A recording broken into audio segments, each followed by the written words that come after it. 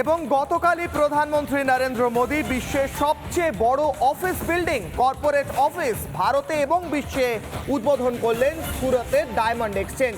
অর্থাৎ সুরতে diamond exchange office হবে এই মুহূর্তে দাঁড়িয়ে বিশ্বের সবচেয়ে বড় অফিস বিল্ডিং।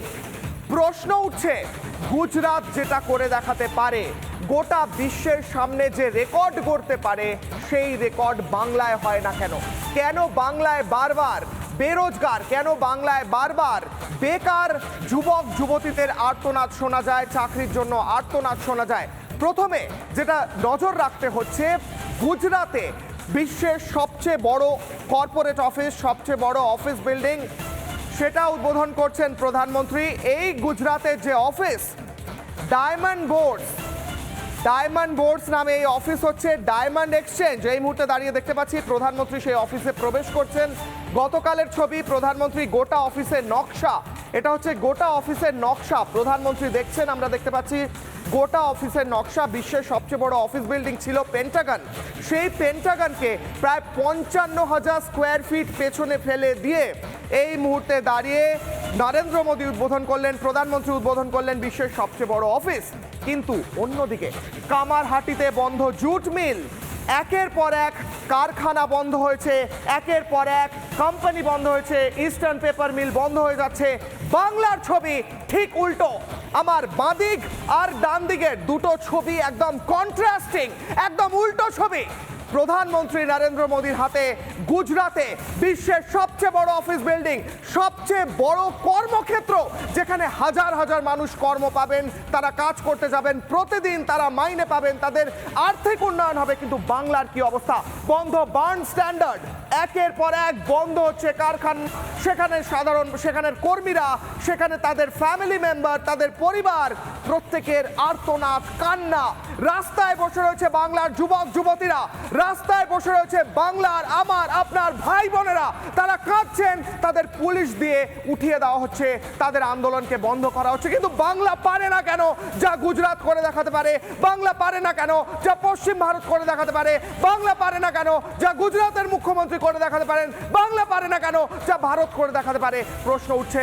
প্রধানমন্ত্রী উদ্বোধন করছেন সুরাট ডায়মন্ড বোর্ডস, দেখতে পাচ্ছি ইনোগ্রেটর অনারেবল শ্রী নরেন্দ্র মোদী এই মুহূর্তে দাঁড়িয়ে চিফ গেস্ট, তিনি প্রধানমন্ত্রী উদ্বোধন করছেন বিশ্বের সবচেয়ে বড় অফিস বিল্ডিং। আর উল্টো দিকে কি ছবি? ডানলপ কারখানা বন্ধ, সেখানে গাছ হয়ে গিয়েছে, দরজা বন্ধ, বাইরে কর্মীরা দাঁড়িয়ে রয়েছে, জুট মিল বন্ধ, পেপার মিল বন্ধ, কারখানা বন্ধ, বন্ধ বন্ধ বন্ধ। বিরোধীরা কি বলছেন বাংলার পরিস্থিতি নিয়ে শুনবো।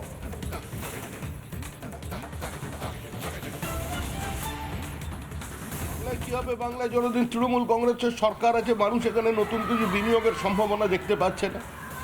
বিনিয়োগের জন্য উপযুক্ত পরিবেশ চাই, শিল্পক্ষেত্রে সুস্থ প্রতিযোগিতা চাই, পশ্চিমবঙ্গ যারা শিল্পবান্ধব রাজ্য হতে পারে, এই বার্তাটুকুনি দেশ এবং দেশের বাইরে দেওয়ার প্রয়োজন চাই। তাছাড়া এখানে কোনো শিল্প সম্ভাবনা নেই। শিল্পপতিরা এই রাজ্য থেকে পুঁজি তৈরি করে তারা ভিন্ন রাজ্যে সরিয়ে নিয়ে যাচ্ছেন, কারণ রাজ্যে শিল্পের পরিবেশ নেই।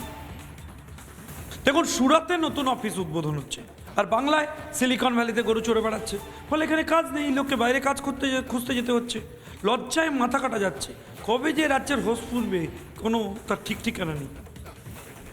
এতদিন ধরে প্রধানমন্ত্রী স্বাভাবিকভাবে গুজরাটে সব ঢেলে দিচ্ছেন, ওখানেই হচ্ছে সর্দার বল্লভভাই প্যাটেলের মূর্তি বসিয়েছেন সুউচ্চ, যা কোথাও নেই, অতীতে হয়নি। কিন্তু এত কিছু করার পরও ওখানকার মানুষের দারিদ্র্য কিন্তু ঘুচেনি। তা সত্ত্বেও প্রদীপের নিচেই অন্ধকার, কিন্তু প্রচারে ঠক্কানি নাচ চলছে।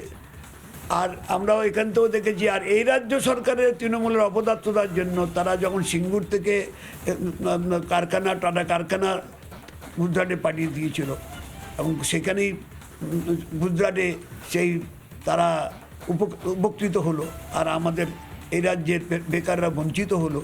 সুতরাং এখন হাউতাস করে লাভটা, এই রাজ্যের শিল্প করার জন্য মুখ্যমন্ত্রী গত 12 বছর ধরে কত বৈঠক করলেন, বিশ্ব সম্মেলন করলেন, বিদেশে গেলেন দলবল নিয়ে, সম্প্রতিও স্পেন ঘুরে এলেন, তাই তার অশ্বডিম্ব প্রবেশ করেছে। প্রসব করেছে, তার তো কোনো কার্যকরী ফল পায়নি বাংলার মানুষ। বিরোধীরা কি বলছেন শুনলেন। বিরোধীরা বারবার অভিযোগ করছেন রাজ্যে শিল্প নেই, কিন্তু সমাজকর্মী রাজু ঘোষ, যিনি তৃণমূলের সমর্থনেই কথা বলে থাকেন, তিনি তৃণমূলের সমর্থনে কি বলছেন শুনুন। রাজ্যে যে শিল্প নেই বা বাইরে যেতে হয় এমন কথা নয়। এক শ্রেণীর মানুষ আছে যারা ধরুন বিভিন্ন কাজের সাথে যুক্ত করে, সোনার কাজ করে তারা জয়পুরে যায়, যারা রাজমিস্ত্রি কাজ করে তারা অন্যান্য যেখানে রাজমিস্ত্রি কাজ বেশি হয় ওই সাউথের দিকে যায়। তো এক একটা শ্রেণীর এক একটা শিল্প, এক এক ধরনের কাজের এক একটা রাজ্যে বেশি প্রচলন, সেই রাজ্যে যায়। তবে এই নয়, তার থেকে প্রমাণিত এই নয় যে এই রাজ্যে শিল্প নাই। তাহলে অন্য রাজ্য থেকে এই রাজ্যে তো প্রচুর আসছে, তাহলে কি সেই রাজ্যে শিল্প নেই? অর্থাৎ এক একটা রাজ্যে এক একটা কর্মের ভিত্তিতে সেই রাজ্যে যায়। এই রাজ্যে যথেষ্ট উন্নয়ন আছে, যথেষ্ট শিল্প আছে, এবং কেন্দ্র সরকারের রিপোর্ট অনুযায়ী এই রাজ্য সমস্ত ভারতবর্ষের মধ্যে নাম্বার 1 মাথাপিছু আয়ে এগিয়ে। এটা আমাদের বাংলা রিপোর্ট না, এটা কেন্দ্রের রিপোর্ট।